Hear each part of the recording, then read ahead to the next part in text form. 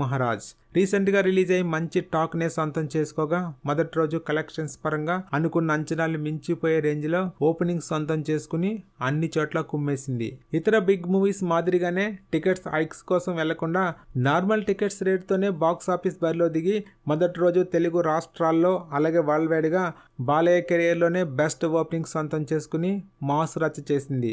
Release రోజు నుంచి సినిమాకి అన్ని చోట్ల నుంచి మంచి టాక్ స్ప్రెడ్ అవడంతో షోకి కలెక్షన్స్ పరంగా జోరు చూపించింది. తెలుగు రాష్ట్రాలతో పాటు ఓవర్సీస్ లో కూడా మంచి కలెక్షన్స్ అందుకుంది. ఇక మొదటి రోజు నైజాంలో 4.78 కోట్లు, సీడెడ్ లో 5.25 కోట్లు, యూఏలో 2.52, ఈస్ట్ గోదావరి 2.38, వెస్ట్ గోదావరి 2.6 కోట్లు, గుంటూరులో 4.72, కృష్ణా 2.20. ఇలా ఏపీ తెలంగాణ మొత్తంగా 25.72 కోట్ల షేరు, 36.85 కోట్ల గ్రాస్ రాబట్టింది. కర్ణాటక రెస్ట్ ఆఫ్ ఇండియాలో 1.78 కోట్లు, ఓవర్సీస్లో మొత్తంగా 6 కోట్లు కలెక్ట్ చేసింది. ఇక డే 1 ప్రపంచవ్యాప్తంగా ఈ సినిమా 32.85 కోట్ల షేరు, 56 కోట్ల గ్రాస్ కలెక్ట్ చేసింది.